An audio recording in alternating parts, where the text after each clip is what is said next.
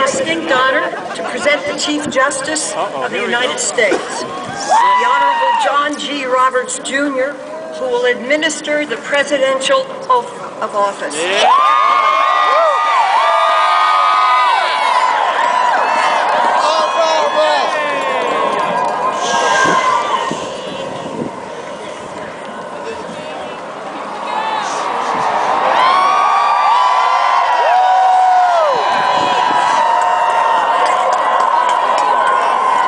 Prepared to take the oath, Senator? I am.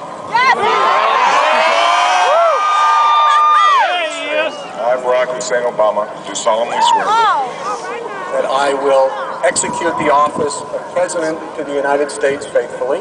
that I will execute Faithfully the office of President of the the office United of President of the United States Will, to the best of my ability, and will, to the best of my ability, preserve, protect, and defend the Constitution of the United States. preserve, protect, and defend the Constitution of the United States. So help you God. So help me God. Congratulations.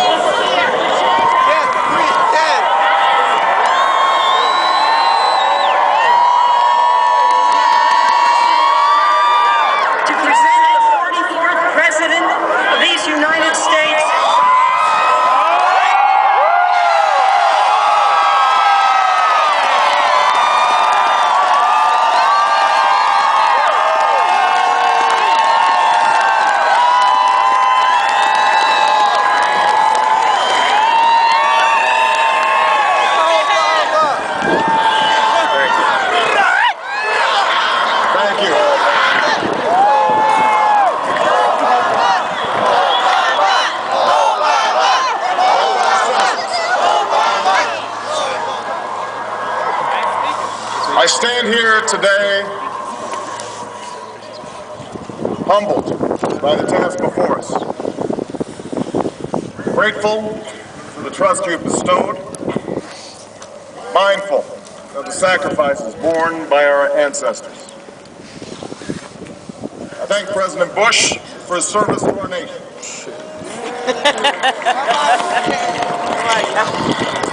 As well as the generosity and cooperation he has shown throughout this transition. 44 Americans have now taken the presidential oath. The words have been spoken during rising tides of prosperity and the still waters of peace. Yet, every so often, the oath is taken amidst gathering clouds and raging storms. At these moments, America has carried on not simply because of the skill or vision of those in high office, but because we, the people, have remained faithful to the ideals of our forebears and true to our founding documents. So it has been, so it must be with this generation of Americans. That we are in the midst of crisis is now well understood. Our nation is at war against a far-reaching network of violence and hatred. Our economy is badly weakened, a consequence of greed and irresponsibility on the part of some, but also our collective failure to make hard choices and prepare the nation for a new age. Homes have been lost, jobs shed, businesses shuttered. Our health care is too costly, our schools fail too many, and each day brings further evidence that the ways we use energy strengthen our adversaries and threaten our planet. These are the indicators of crisis, subject to data and statistics. Less measurable, but no less profound, is a sapping of confidence across our land. A nagging fear that America's decline is inevitable, that the next generation must lower its sights.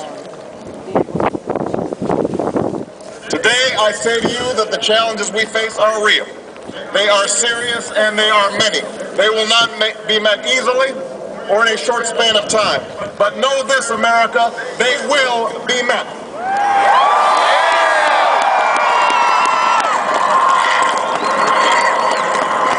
On this day, we gather because we have chosen hope over fear, unity and purpose over conflict and discord. On this day, we come to proclaim an end to the petty grievances and false promises, the recriminations and worn-out dogmas that for far too long have strangled our politics.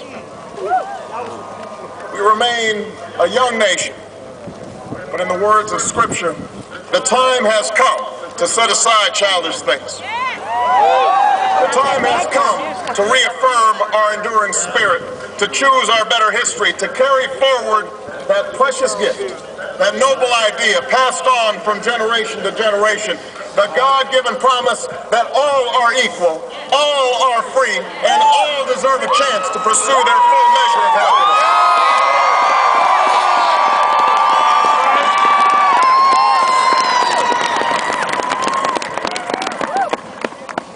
In reaffirming the greatness of our nation, we understand that greatness is never a gift. It must be earned. Our journey has never been one of shortcuts or settling for less. It has not been the path for the faint-hearted, for those who prefer leisure over work or seek only the pleasures of riches and fame. Rather, it has been the risk-takers, the doers, the makers of things, some celebrated, but more often men and women obscure in their labor, who have carried us up the long, rugged path towards prosperity and freedom. For us, they packed up their few worldly possessions and traveled across oceans in search of a new life. For us, they toiled in sweatshops and settled the West, endured the lash of the whip, and plowed the hard earth. For us, they fought and died in places like Concord and Gettysburg, Normandy, and Quai Sam. Time and again, these men and women struggled and sacrificed and worked till their hands were raw so that we might live a better life. They saw America as bigger than the sum of our individual ambitions, greater than all the differences of birth or wealth or faction. This is the journey we continue today. We remain the most prosperous, powerful nation on earth. Our workers are no less productive than when this crisis began.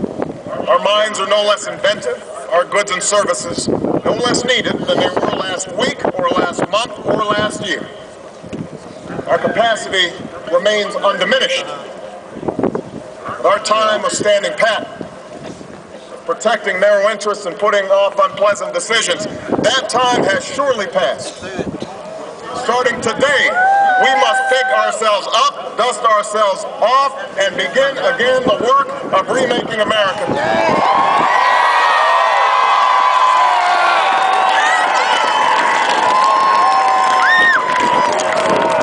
Everywhere we look, there is work to be done. The state of our economy calls for action, bold and swift, and we will act, not only to create new jobs, but to lay a new foundation for growth.